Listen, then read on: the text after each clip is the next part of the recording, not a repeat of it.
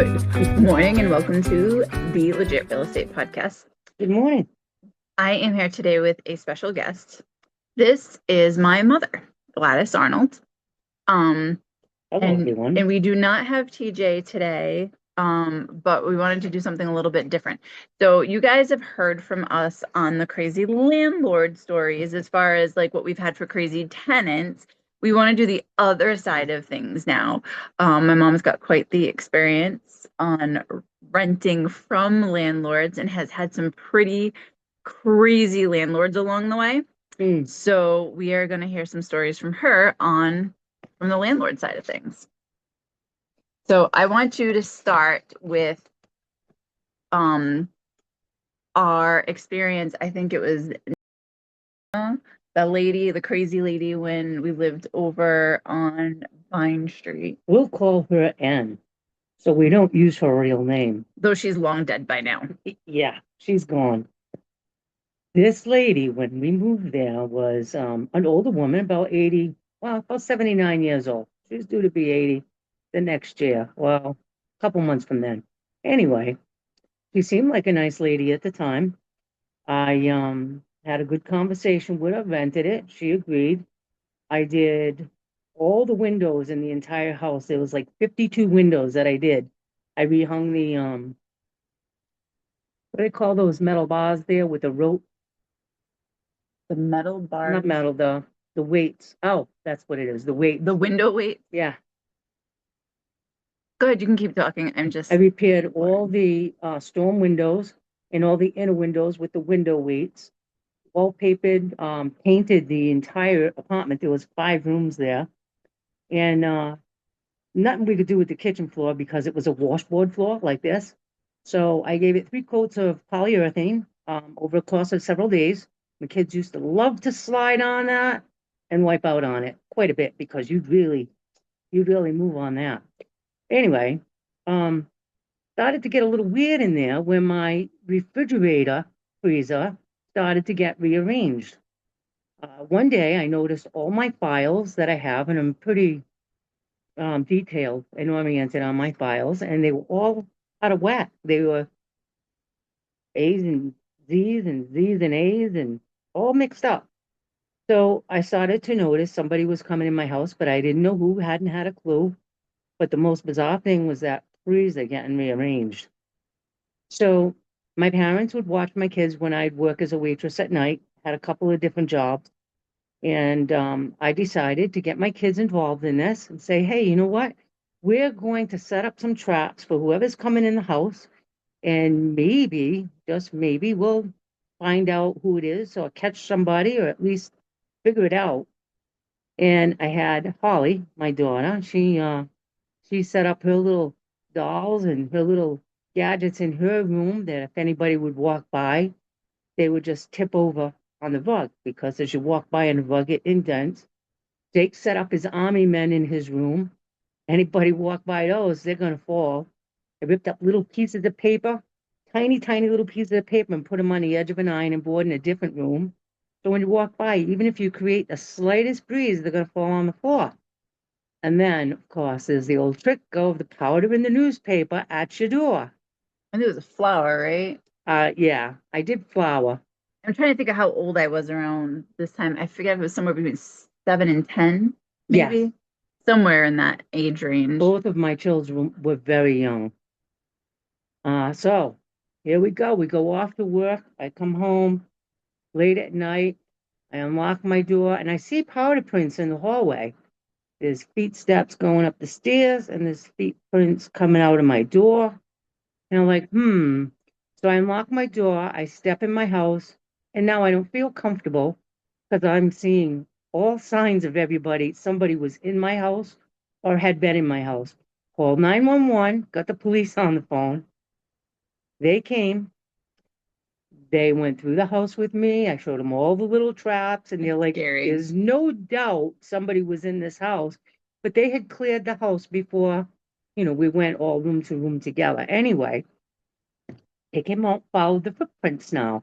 And they followed the footprints up the stairs, and they were that rounded stairs that went up, and they were knocking on the landlady's door on the second floor. This was a two-family house, right? It's only a two-family house, and she lived upstairs. I lived on the first floor. So they're not getting any answer. And they called and said, do we have a number for this person? Sometimes they have a number for elderly people, an emergency contact. And they got a hold of one. And the man came over and the police went in and they had a really good conversation with her. You could see her. She was still dressed underneath her bathrobe. You could see her clothes. Her pants were at the bottom of her bathrobe and all. It's funny. Now, mind you, I will be fully dressed at my house and wearing my bathrobe over my clothes. That's me working from home all the time. But you think Uh, she was trying to kind yeah. of hide the fact that she had been out of the house? This was just after 2 a.m. in the morning. As a waitress, sometimes if I had close and I get home late. So this was just after 2 in the morning. There's no way she wasn't tired. She didn't show any signs of tiredness when you went through the door. And the cops had a very good conversation with her. And they had to explain to her that she cannot go in other people's houses. Did she right out admit that she had been there? No, she wouldn't admit it. But they said, we know you were in there. And she goes, I'm telling you, I've been in bed. And they're like, ma'am, you still have your clothes on underneath that bathrobe. We can see that you're dressed. She goes, I don't know what you're talking about. And they had asked me, is anything missing? I said, no, but my freezer has been rearranged. That is And crazy. it says multiple times that my freezer has been rearranged. And this is what led me to do all these things. Of all the things, of all the things, right? gonna come in your house and rearrange. Why would she do that? I started to think at first I was crazy. And this is Well, why, you can be a little crazy. yeah, this is why we went through all these things, right? Because it just wasn't adding up. It wasn't adding up. And so anyway, the police gave her a very good scolding and told her she can't do that anymore. Well, needless to say, she was very angry. The following, next several days, I had to work late again. I came home one night, and as I came in, I called my father, as I usually do every night when I get home, just to let him know I'm home safe, because they would watch my children while I was working. And when I called him, he said to me, what is that? Because all of a sudden, when I said, Dad, I'm home, I was on some kind of amplifier. My voice amplified through the whole house. Well, this landlady, N, was deaf. Apparently, while I was gone, she had her son drill a hole through my kitchen closet and drop down one of them old microphones. You know, those long microphones? What? Yes, she had them drill down and they put one of those long microphones in my closet. Oh my God. And I'm trying to follow the voice to find this, but I didn't see it right away. So And then, you're talking and you can hear your being amplified. So yeah, because it what? she didn't understand that she had the volume up too high because she was deaf. Oh my God. So this is why I'm amplifying and I'm like going crazy now. And Dad's on the phone with me. Oh He's my like, what's God. over there? And I said, Dad, I can't take it here anymore. I already had the police here once. She's been in my house. My refrigerator keeps getting rearranged, going through all my files. I'm like, this is too much. And he goes, like, try to find out where it's coming from. And I'm walking around the house. I can't find anything. And then I open up the kitchen closet door, was like the last Oh my one I God. opened. And there's this giant microphone, like the old time ones that they used to stand there and, do their talk radio shows and all. And this guy had hooked it up for her to be able to hear everything that goes on in my apartment Oh my and God. everything that I say. But because of her being deaf, she had that amplified. Oh my God. So, I don't remember that. I didn't remember that at all. on that note, Dad said there's an apartment here where I live. He says, I'm going to contact the landlord. I was out that weekend. We moved out that Oh weekend. my gosh. She kept my security deposit. I never asked for any money to do all those windows, paint all those rooms, do all those floors. Never asked for any money for any of that. But she kept she kept my security deposit, and I had to go to court to get that back. So I had taken pictures of everything before and after, and apparently she took pictures too. And she tried to persuade the judge that I put hundreds, and I mean hundreds of holes in the walls. That's insane because I always remember we grew up renting. We always rented until I was an adult Hmm. and I bought my first house. But I distinctly remember every apartment we ever moved out of, we had to patch every hole in the wall. I don't care how small or big it was, because I That's know right. I apparently tried to put my own shelves up and destroyed some of the stuff. Yep. But we patched every hole and painted every wall. That's crazy. This lady and was beyond cuckoo. So she shows the judge her pictures of the nail holes in the wall, and it takes 3 or 4 pictures to show like 4 or 6 nail holes. And the judge's like, "What's this?" And she tells him, "It's 100 nail holes in the walls." He goes, "If there was 100 nail holes in the walls, how come you only have 2 nail holes in each picture?" And they weren't nail holes, they were screw holes because I didn't use nails in the walls ever. It was always screws. So anyway, she ends up getting into an argument with the judge. She's telling the judge off, and he's telling her to shut up. He was mad. She really ripped him, and she ripped him a new one, and he ripped it right back. That's She tried to crazy. say and use the excuse after because she is deaf. And he's looking at the police report and he goes, you can't go into people's houses, right? You can't. You cannot go into people's houses. They live there. They're tenants. You can't do that. And he asked me, he says, "Well, what did she do in your house?" I said, "She rearranged my freezer." She apparently thought that I stole a turkey from her cellar. So what is rearranging the freezer gonna do with If that? I mean, think about that for a minute now. If you thought somebody stole a turkey, okay, from Hmm. your freezer downstairs, you're going to go in their house when they're not home and you're going to rearrange their whole freezer. What is the purpose of that? Anyway, the judge had to order her to give me back my security deposit. And I am telling you, I was more than happy to move out of that house. It was a nice place. It was Vine Street in Woonsocket. It was very nice. I remember the We were house. It was happy there for a beautiful. very short time, but I honestly, I could not. I could not live like that, nor would I want to bring my kids up in that. Shortly after that, found out her being 80, she had hit 80, her and the 70-something-year-old lady next door had a turf war between one throwing garbage in one yard because scraps for the grounds, like rots in the ground, it's supposed to make good soil. Well, the end lady, my ex landlady, was throwing these things over her yard. And what she was doing is she was taking her hose out and she was flooding the other lady's yard because she knew the water went in the cellar. Oh my They got an God. actual fist fight. At 80 something years old. Yeah, 80 and 75, and they both got arrested. That's And funny. it was a good giggle for me because I had been out of that scene and situation, but I was really glad that I moved. Yeah. I Mhm. remember that house. There's certain things I remember. Actually, one of the things I remember is I ran away from that house. Yes, you called your grandmother, I packed my let her bags. know that you were going to run away. So grandpa was out there waiting for Yep. you. And I think I climbed out my window and my grandma picked me up. Yeah, she called me and let me know you were going to run away. Yep. So I let it all go. And it was kind of funny. You spent some time over the house and then you got over your little turf that you were in. Yeah. Hmm. But it was a really nice house. It was very nice. It was. Did you like that washboard floor? That red and black, I do square, remember checked, that. and shiny floor? Those nowadays I know are asbestos tiles because they were the little 8 or like 9-inch tiles. Yeah.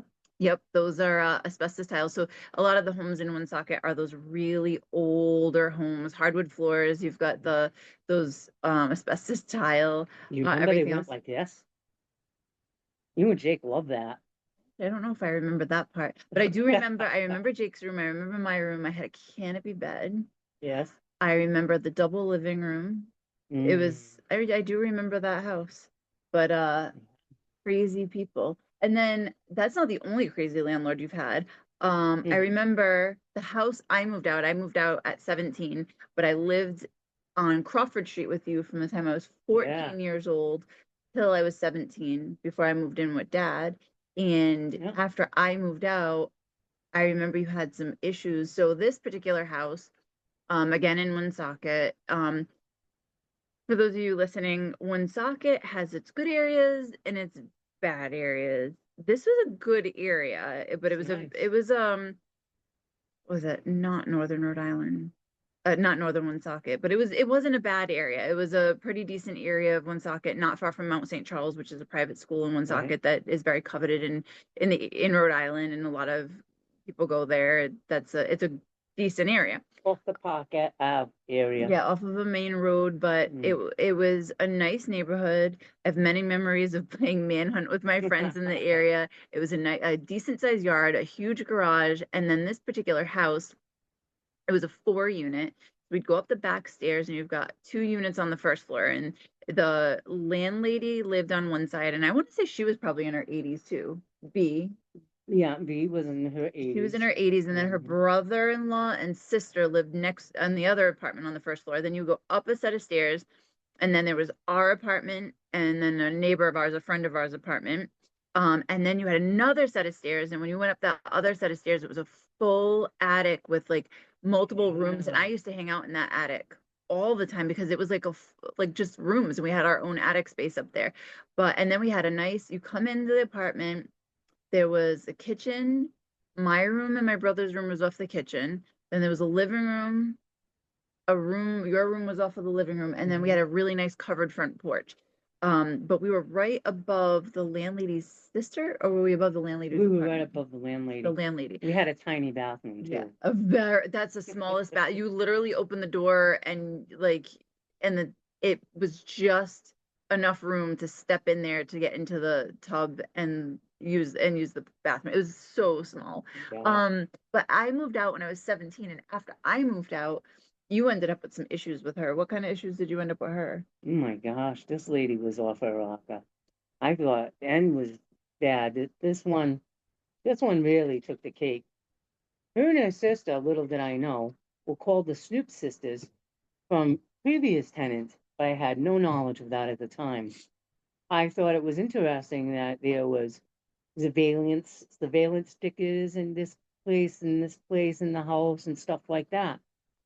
Well, everything was good at first. We lived there for like 5 years. And then never I never I always paid my rent on time. We always kept it decent. I always taught my kids, no running in the house, no fooling around like that. You respect people downstairs, and they did. They were very good kids over there. And well, that landlady, her and her sister being snoops as they were, after Holly had moved out, she started trying to tell me what I couldn't do in my house, who I could see, who I couldn't see, who I could have for friends, who I couldn't have for friends. Not that anybody was coming and making any noise or anything. And I was excellent friends with the gentleman next door, and I used to help him with his two little girls. So one day I come home and my son's window is broken from the inside of the house. Keep in mind, Holly and Jake are at school. And we had the old double hung windows in that one too. It was wood frame double hung Yeah, weighted windows, the right. old stuff. And on the outside was the storm windows. But I couldn't figure out how the windows inside of Jake's room were broken from the inside and the storm windows weren't broken. It made absolutely no sense to me. So I called the police and I had them come and we made a report. The house had no break and entry. Nobody broke the door or anything like that. It had to be somebody who came in with a key. And made that police report. And within 2 days, I was getting an eviction notice. Okay.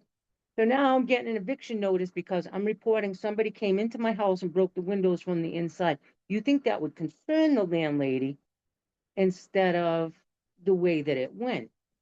So after getting the eviction notice and we went to court this time, that time, they pushed it so long out that my witness had to go to work eventually. So they kept delaying it, delay it. Anyway, that happened. The eviction went through, and it wasn't for non-payment of rent. It's something you go to the judge for a divorce.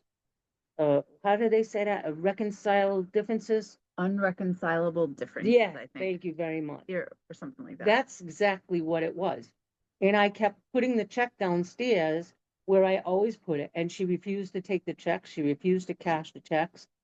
Didn't she try So, to say she was afraid of you or something? yeah, she did. And I never said anything to her. I never did anything. I didn't understand it. You know, I let her know that somebody broke the windows from the inside of the house. And even the police talked to her, and there was a police report about it and everything. But in the end, finally, okay, I have so much time to use this eviction and get out. Now, again, my children are at school, and I am moving out my own furniture by myself, using a hand truck, being very careful, not one scrape on the wall, not no banging, nothing like that. Very quiet. Well, apparently, B decides, well, I'm going to stop her from moving her furniture out. She calls the police. She says she's throwing furniture out the window. It's smashing on the ground. She can't be moving that furniture out here by herself. Well, funny, right? Okay, what was the purpose of that? I don't get it. Anyway, that wasn't happening. The police show up. I'm coming around my kitchen door corner, coming down the hallway, headed for the stairs, and I've got a piece of furniture on a dolly. And the cop says to me, "You shut that phone off right now. You hang up." I said, "No, I can't hang up. I got my mom on the phone." "Oh, no, you hang up that phone right now." I said, "What's going on? What's the purpose of this, right?" Because I don't really know what's going on. And they were trying to stop me from moving my furniture out for the purpose so she could keep my furniture. So if the eviction happened, the time ran out, and I didn't have my furniture out of the house, then it was up to the landlord that they could do whatever they wanted with it. Well, that's, Honestly, I have the right to move my furniture out. I mean, that's not the law. And right, the way the laws work is if your stuff is not out by the certain day and they come and the constable has you out of the house, then the landlord is supposed to actually put your stuff in storage for so many days until you go pick it up. Supposed to, but they can get the cream of the crop that they want when they go in. You can't prove it was there and can't prove it wasn't. I had her on camera. Yeah, I had her yeah. on, I had these little hidden cameras in there. She had the white hair. You could see her face, but the judge was saying it wasn't clear enough. These pictures that I had of her going in my house were not clear enough for him to make out her face. Well, that was interesting enough because come to find out, the judge was one of her old ex-boyfriends. She knew she was going to get away with all of this. When them police showed up at my house that day, I would think, okay, so it's the police, but out in my yard, there were 4 detectives, at least 6 police officers, and even Mayor Menard showed up to that in my backyard. The Mayor mayor at showed the up in time. my backyard. Believe it or not, she was related to these people. Oh, they were well to do with, and they could do anything they wanted and get away with it. And I was told too, you better watch it because you'll get pulled over and get a ticket for absolutely nothing. I was threatened by them. But anyway, they couldn't stop me from moving my furniture out, but they really tried. They had to call that rescue that day, and I had one heck of an anxiety attack. And let me tell you, when I say I was crying, I had had enough by that day. This was only about 4 days after I received the eviction notice, and I had 30 days to move out. What was the big deal about me not moving my furniture out? I have no idea. And I said to him, because they're telling me you got smashed furniture. She said, you're throwing your furniture out. I said, okay. Do you see any smashed furniture out there? No. Do you see any scratches at all? Let's look at this. Do you see one scratch on this hallway, the walls, the stairs, anything? Show me one scratch. And there wasn't one. What are they going to do to me? They're going to scratch it and say I did it. Finally, one person showed up outside, and this was another police official. And apparently he knew me in some way. I forget what the heck his name was, but he knew me and he said, this whole thing is distorted. You can't, why are all you people here? You're detectives. What do you got to do with this? You're the mayor. Why are you here? This is ridiculous. He says, all you people need to go back to work, is what he said. And I was like having that anxiety attack. And the rescue wanted to take me, and I didn't want to leave because I didn't know what was going to happen to my stuff. I needed to be there. I needed to get my kids from school. It was just a nasty, nasty disaster. That's crazy. So I was upset enough where I put all my stuff into storage at that point, and I went and Oh, that's when you moved into a tent, didn't you? I did. I'd had enough. I'd had it up to here, put all my stuff in storage, and I went and stayed in a tent for at least a month. And Holly and Jake went with their dad for a little bit. And Jake was really, really wanting to come home. He wanted, a place to live. He wanted us, but I had to find one that was going to be okay or decent, and one that I could afford. As a single parent, I fixed my own car to the best I could. I worked 2 to 3 jobs all the time, and I always usually tried to keep 2 vehicles in case one broke so I could get the other junker to work. But they were all pieces of crap cars. They weren't right. They were good running cars to an extent, but things went, you had to repair them. Car parts were a lot cheaper back then. I'd go to the repair shop and say, hey, what's wrong with this? Can you give me an estimate? And they'd tell me what was wrong with it. If it was something I could fix, I'd fix it. And if I couldn't fix it by myself, I'd ask for a few spare hands, somebody who could turn a bolt. Because like one time when I lived on that Crawford Street, I don't know if you know this or not, but Grandpa taught me to take stuff out and lay it on there like a map so you can put it all back in the right place. There was one bolt that I couldn't get for what I needed to change, and they took the entire front end of my car apart, including my radiator out of my car. And the neighbor Paul came home and he saw what I was doing and he's like, what are you doing? I said, well, you see that bolt right there? I said, I need to take that off so I can change that part to make my car run again because I'm broke down and I need to go to work. And I never wanted to miss work. That was important. And he decided he was going to help me that day. And he said, what is all this? I said, my father taught me to map out my car so I can put it back together. God. He goes, do you know you don't even have to move that to get to that? Here, you just do it this way. And he unscrewed it. He took it off. So everything I took out was for nothing. But I'm not a mechanic. How do I know, right? He said, go upstairs to the apartment. I'm going to take care of it and put it all back together. And God bless him. He certainly did that for me. Live and learn. Live and learn. And this is the place Holly used screws. When I say this long, the longest screw it was, she made a cardboard shelf and she used 3 long screws like this to put it into her wall. She made the shelf. It looked great. And believe it or not, it stayed up there the whole time we lived there until we left. So I guess I shouldn't feel too bad that my daughter was. I found my daughter recently. She's banging, and I go up in her room and I find out what she's banging. And she's taking a screw and using a hammer and banging the screw into. I'm like, how are you my daughter? And you don't know what a screw, the difference between a screw and a nail is. And that's when I had to show her the difference. I mean, she's 12, and I was like, at the time, I was probably 14 or 15 when I did that. Yeah. But I, you don't think of these things. I'm like, my daughter's got her own tool set. She had her hammer and was banging a screw into the wall. And I had to explain to her, I'm like, you do not bang screws into the wall, you bang nails into the wall. But you mentioned living in a tent for a little while. And yeah. I remember distinctly 2 times in my life where we didn't actually have a home and we lived in a trailer in North Smithfield. We did. So my grandfather owned some land that was handed down to him from his parents, but we would use it to garden. We had a big garden there, and there was 2 shacks on the property. And Follett Street in North Smithfield. Follett Street. Yeah. There were 2 shacks on the property. One of them was an old outhouse. An old outhouse. Right outside of Grandpa's old shack.